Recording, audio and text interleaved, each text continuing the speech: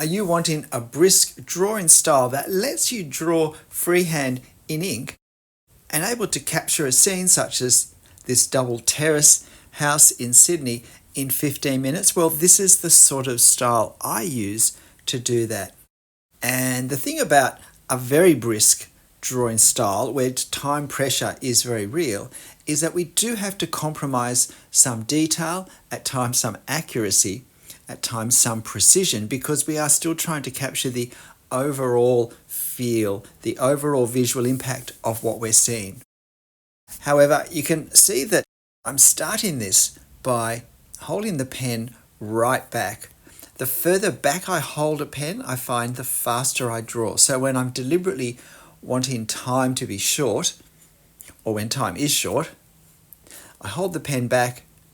It lets me see things more clearly. It lets me do long flicking lines with a variety of pressures that I find is very helpful for what I'm doing. However, in my time pressure, I make one fundamental mistake. Now, you'll notice I've got the tape on the paper. That's not because I'm going to use marker or anything, but by defining the same space as the reference, it makes it just easier and a bit quicker to position what I'm doing and to work on the proportions.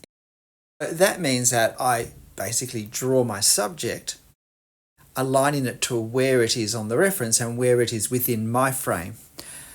Somehow, without me realizing it, I managed to start way off to the right-hand side instead of slightly to the left-hand side. Now, that wasn't a problem at this stage, so I'm just drawing this. The problem came when I went to draw the second terrace. And I was thinking that the second terrace had to be just a few centimeters in from the left-hand edge, which obviously is not going to work. Because I wasn't thinking of drawing the right-hand side, I wasn't noticing that there was no room now to draw most of the right side of the terrace. So at this stage, it's fine. But when I do go to draw the other side, I don't really understand why it's not working, except that somehow I'm thinking this right terrace isn't wide enough. And so the left terrace, I stretch a little bit wider, trying to push it to the left side of the page. At some point then I realize what I've done, but it's a little bit late to wind back the width of that second terrace. So the second terrace is a little bit wider. The foreshortening isn't as tight as it should be, is probably the best way to describe it. But just watch my lines at this point. Very quick. You're almost watching this actual time. This took me 16 minutes to do the drawing, and I've just sped it up by a quarter to just bring it down a few minutes. But this is pretty much the time it took me, and I have cut out a minute or two where I was realizing what I'd done wrong in terms of positioning. Well, not done wrong, but hadn't realized I'd done, and was working out therefore what I would do to just minimize any ill effects on my drawing. Now, this is quite complex at the base because there is a perspective angle that goes one way, but there's also a street level that's not level that goes another way. But this is where not feeling the pressure to sort it out exactly. When we're doing a quick sketch, quick gestural sketch that involves architecture, the most important thing is to get our perspective correct. And by perspective, I mean both the angles of our lines as the buildings move off into the distance, but also the foreshortening as objects move along the side that's moving away and become visually narrower and narrower.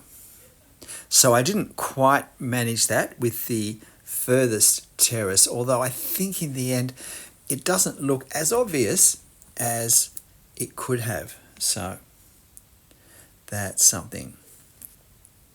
The good thing is, though, I worked out what the issue was, and whenever something's not working out in our drawing, it's incredibly helpful to work out why, because that lets us move on from that in our next drawing. I will probably not start a drawing so out of place in my drawing frame for a long time. And I've got some rough hatching lines because that darker shadow that we see under the balcony, the veranda awnings and the roof line are important. So this is where I'm trying to see where to put it. You can see that I'm doing quite a few extra lines. I'm just thinking, can't I just stretch the end of the building closer to the page, like halve the gap that's there? And I'm realizing something's not right. But I decide just to make it look as right as I can for what I've already committed on the paper in terms of ink. And when I go to add the details under here, I realize that I have gone too far to the left because I can't position the doorway in the space I've got and have it come up hard against the dividing edge. Well, appear to be up against the dividing edge from this angle. So I know that I've gone, probably a good centimetre too wide now with this. Tell me in the notes if you think it's too obvious. I feel like visually it could have looked worse for what I've done. And lots of quick, brisk lines, but brisk is not the same as careless. We never revert to scribble. Scribble, by definition, means that we're not really controlling all of the marks that the pen is making. Now, lining up the perspective angles from the right-hand terrace to the left-hand terrace is very important, and that will be noticeable if we don't get it right.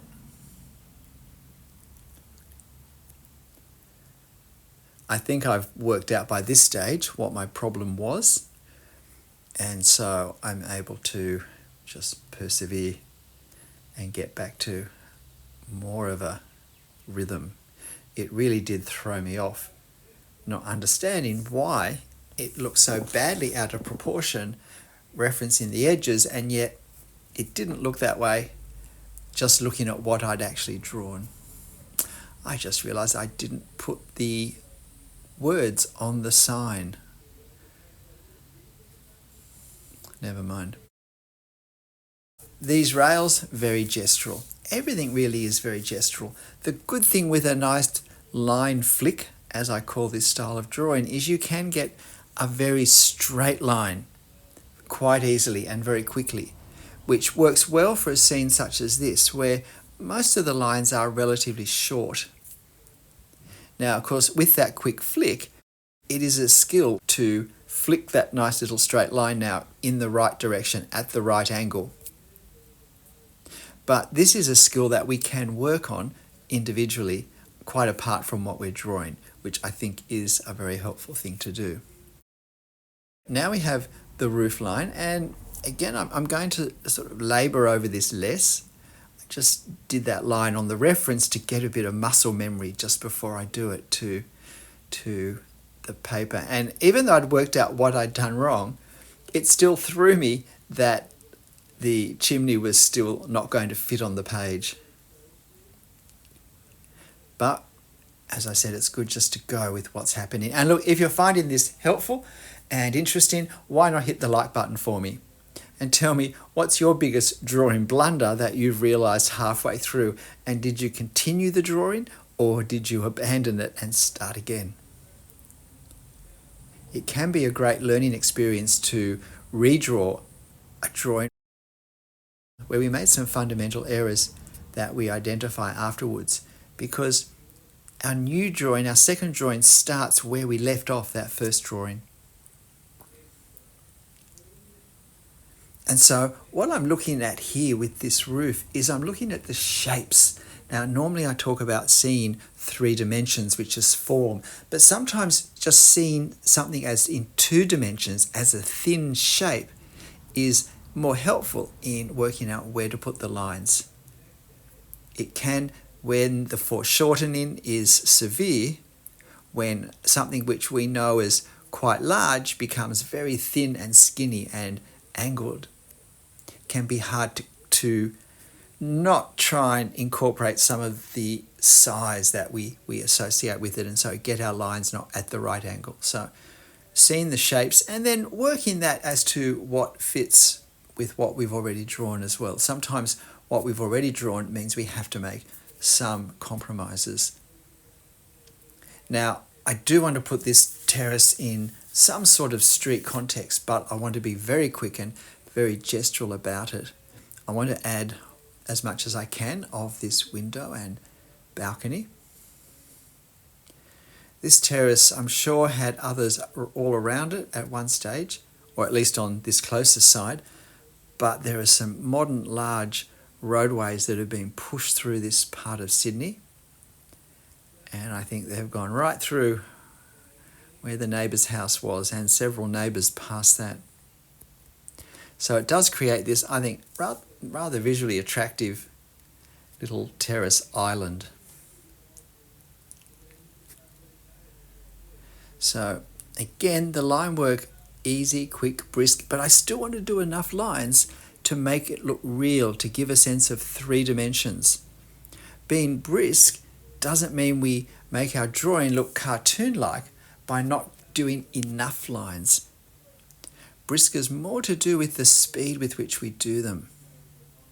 So it's not necessarily something that's easy for a beginner drawer to do.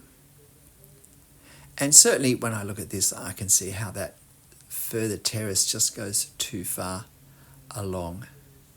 It's as if it's almost starting to curve back around towards us by the time we get to the end of it.